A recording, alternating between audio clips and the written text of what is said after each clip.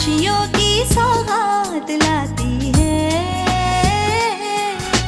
सुख का खजाना दर्शाती है, सबको शांति का पाठ पढ़ाती है, सुख और समृद्धि लाती है। आपकी द्वार, आपकी द्वार, आपकी द्वार, आपकी द्वार, खुशियों की सौगात लाती है। देखिए, ये जो आत्मा की चर्चा चल रही है उसमें हमारे जिज्ञासु ने प्रश्न किया कि ये जो कर्म है, ये कर्म जो है वो जीव को नचा रहे हैं, हमारी आत्मा को संसार में भ्रमण करा रहे हैं। अब ये कर्मों के कारण जो हम संसार में जन्म मरण की पीड़ा उठा रहे हैं,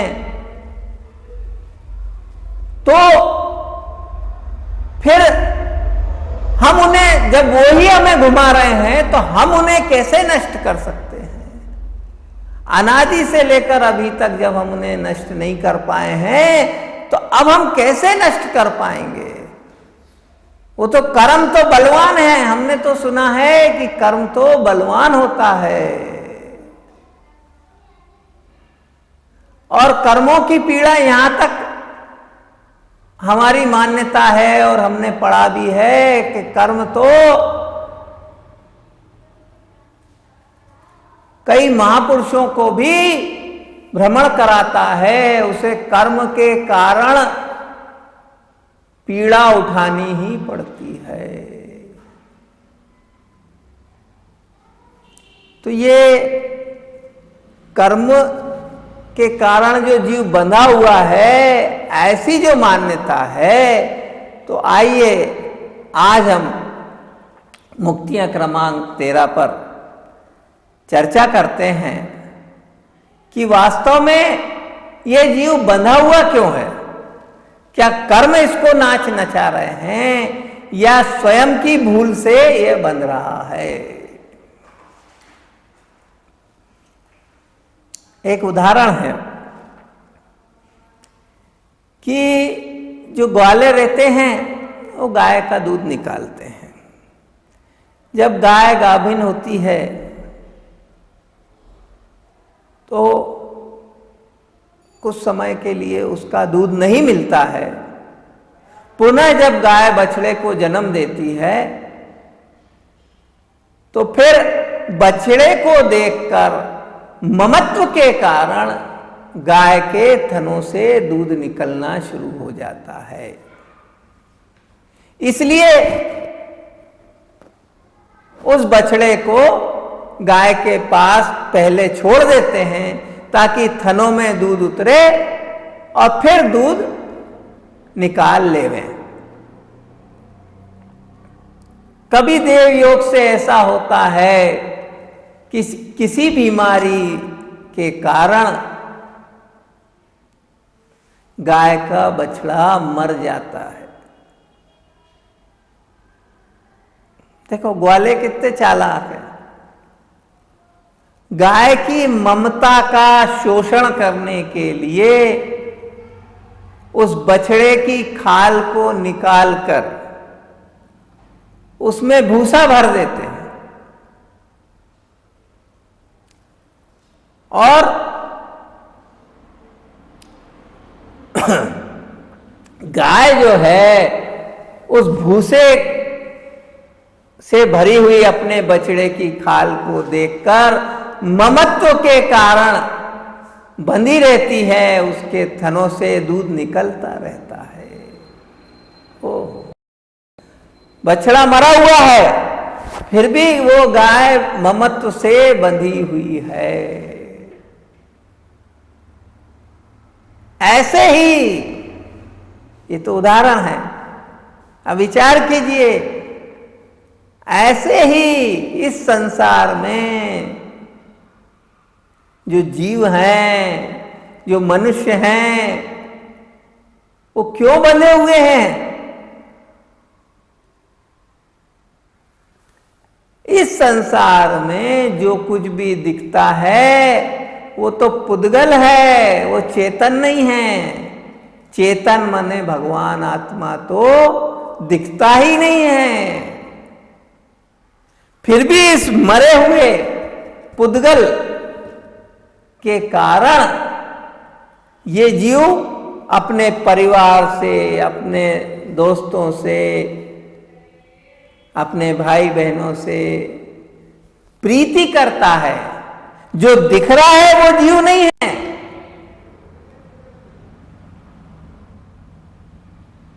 विचार कीजिए इस बात पे, क्या कहा जा रहा है। जो ये शरीर दिख रहा है ये पंच महाभूतों का पिंड है।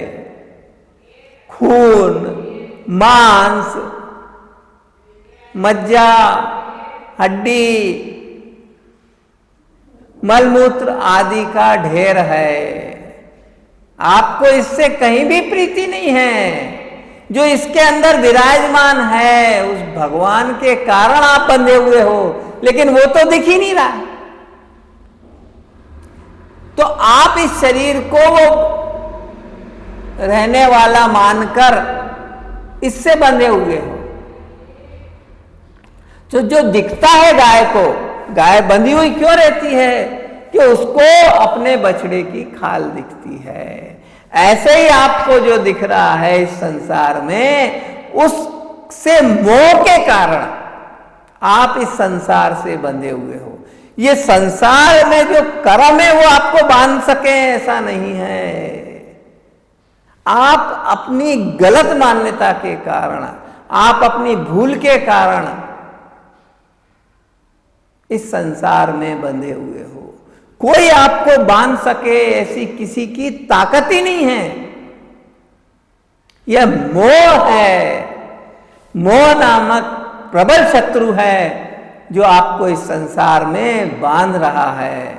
और उस बंधे रहकर आप इन संसार के राग द्वेष रूपी कार्य कर रहे हो। इस शरीर को जो हितकारी वस्तुएं हैं उनका संग्रह करते हो, उनको अपने पास रखते हो। मोह ममता के कारण अपने परिवार वाले अगर इस आप पे अत्याचार करें तो भी आप उनको अपने पास रखते हो, क्योंकि वहां पर मोह आ गया। इस शरीर को, अपने परिवार को सुखपूर्वक रहें इसके लिए आप मकान आदि बनाते हो। दिन रात इस शरीर को कष्ट देकर भी आप रुपया पैसा कमाते हो। तो ये इस संसार में परिवार के मोह में, शरीर के मोह में जकड़े रहकर आप भी उस गाय की तरह जो निर्जीव है, जो वास्तव में जो दिखने वाली वस्तु है वो निर्जीव है, लेकिन फिर भी आप मोह के कारण, उसके प्रति ममत्व के कारण आप इस संसार में रुल रहे हो। 84 लाख योनियों में भ्रमण का कारण भी यही है।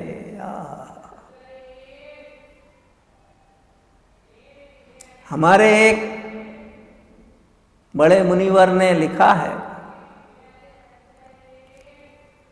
हे प्रभु, क्या कहते हैं वो मुनिवर? हे प्रभु, मैं इस संसार में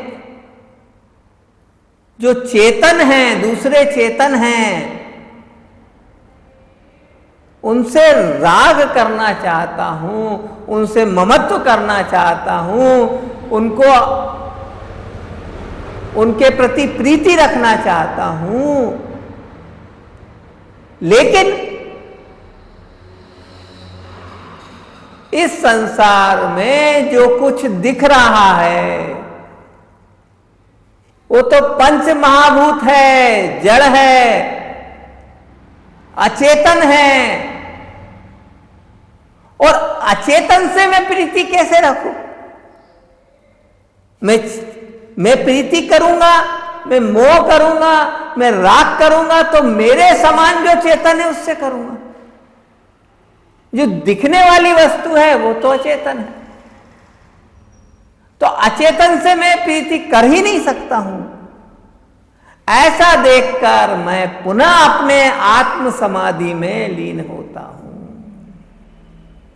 यह बहुत बड़े मुनिवर का लिखा हुआ है।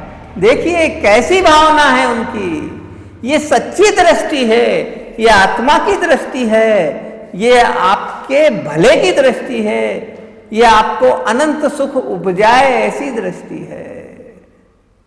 इसी सच्ची बात को मानिए, उस तरफ एक कदम रखिए, उस तरफ एक अपना विचार की दिशा ले जाइए।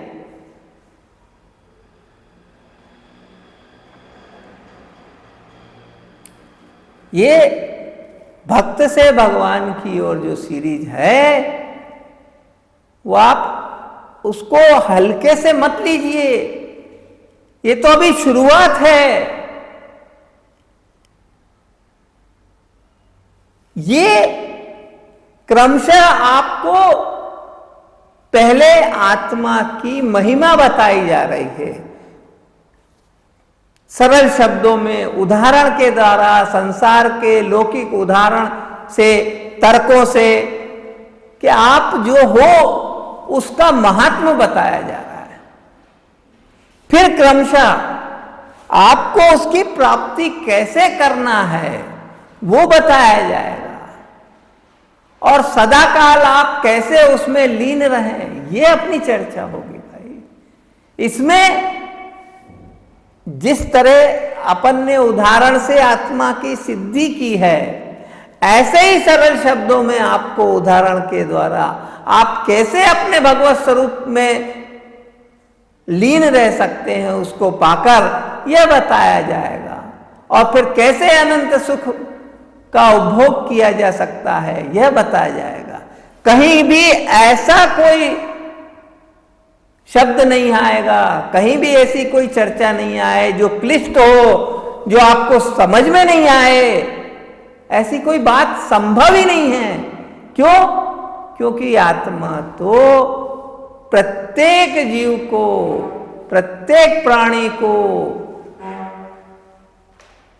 सरल है, सुलभ है, सदा काल उसमें वो लीन रह सकता है, उसको पा सकता है।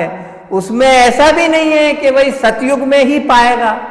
अरे नहीं भाई, कलयुग में भी आप अपने स्वरूप को पा सकते हो। इस अधम काल में भी आप अपने भगवान आत्मा को पा सकते हो, उसके अनंत सुखों में विचरण कर सकते हो, रह सकते हो। कहीं कोई बाधा नहीं है। फिर उसमें बाधा कौन सी है? उसमें बाधा एकमात्र आप ही हो। क्यों? क्योंकि आप अपनी गलत मान्यता के कारण उसे मानने से इंकार कर रहे हो, उसे खोजने से इंकार कर रहे हो, उसके प्रति इतने आप जो आप हो उसके प्रति ही आप इतने निर्ममत्व हो कि उसके अलावा बाकी सबको प्रति ममता दिखाते हो, सबको पाने की कोशिश करते हो, सबको भोगने की कोशिश करते हो। लेकिन जो आत्मा में अनंत सुख, अनंत शक्ति भरी पड़ी है, उनको भोगने की, उन्हें पाने की, उनमें रमणता करने की आप किंचित भी कोशिश नहीं कर सकते हो। कौन आपका प्रबल बैरी? कौन? आज मैं पूछता हूं आपसे, देखिए ध्यान से सुनिए भाई। अरे ये तो ऐसी अद्भुत बात है जो मन में एकदम गदगदपना ला दे, उत्साह बढ़ा दे। आपको भगवान बनाने की बात है। जो व्यक्ति आपका बहुत दुश्मन है, मान लो कोई व्यक्ति आपको मारना चाहता हो और वो आप पर गोली चलाता है और आपको मार डालता है। अब बताओ कि वो बड़ा दुश्मन है आपका या आप खुद बड़े दुश्मन हो आपके? विचार करो इस बात पे।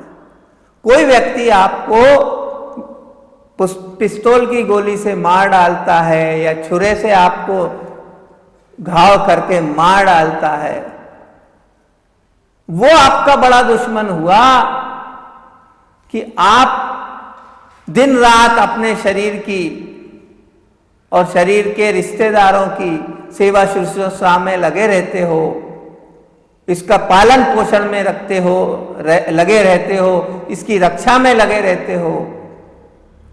लेकिन मैं यहां से पूछता हूं कि जिसने इस शरीर को गोली मारी, इसको नष्ट किया, इसको मार डाला, वो आपका बड़ा दुश्मन है या आप स्वयं अपने आप के सबसे बड़े दुश्मन हो? विचार करिए। ये विचारों की ही बात है भाई, नय की, न्याय की, तर्क की बात है। वो जो दुश्मन है वो तो आपका एक भव का नाश कर रहा है, एक बार इस शरीर का नाश कर रहा है, एक बार ही आपको जन्म मरण करा रहा है, मरण करवा रहा है। लेकिन आप क्या करवा रहे हो? आप तो इस भगवान आत्मा को पता नहीं 84 लाख योनियों में बारंबार भ्रमण क्यों करवा रहे हो? क्या दुश्मनी है आपकी अपने आप से?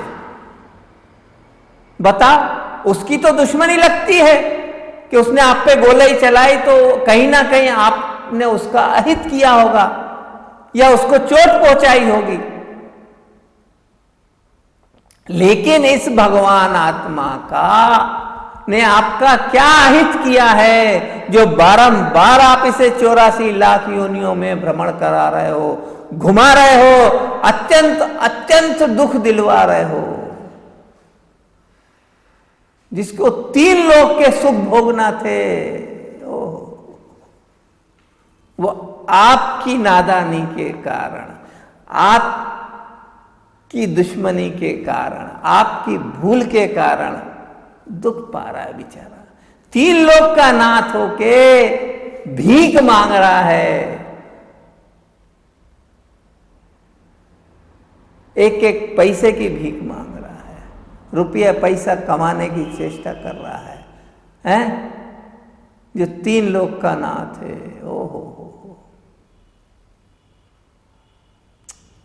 कैसी आश्चर्य की बात है भाई। तो आप अब अपने आप पर ही दया करो। आपने अनंत काल से आज तक अपने आप पर ही दुश्मनी निकाली है और इस आत्मा को ऐसी सजा दी है जो कोई भी बड़ा से बड़ा इस संसार में दुश्मन जो दिखता हो उसने अब नहीं दी होगी, वो आप दे रहे हो। अब इस भगवान आत्मा पे दया करो भाई, और अब ऐसा उपाय करो कि इसको दोबारा बारंबार जन्म ना लेना पड़े। कुछ भाव भले ही बचे हों तो कोई बात नहीं, लेकिन बार बार ये जन्म मरण जो ले रहा है, जिसके कारण अत्यंत वेदना भुगत रहा है और इस संसार में अत्यंत अत्यंत दुखी होता हुआ रुल रहा है। कभी हिरण के भाव में रहा तो वहां शेर ने खाया, उस हिरण की वेदना सोचो भाई। वो शेर मुंह में लेकर और उसके टुकड़े टुकड़े करके खाता है, तब कितनी ज्यादा वेदना होती है भाई। ओह, तो ऐसी वेदना से आप बचो, फिर दोबारा ये सब तकलीफें आपको ना हो। मच्छर काटता है लोग, मच्छर दिखा और ताली बजा के मार देते।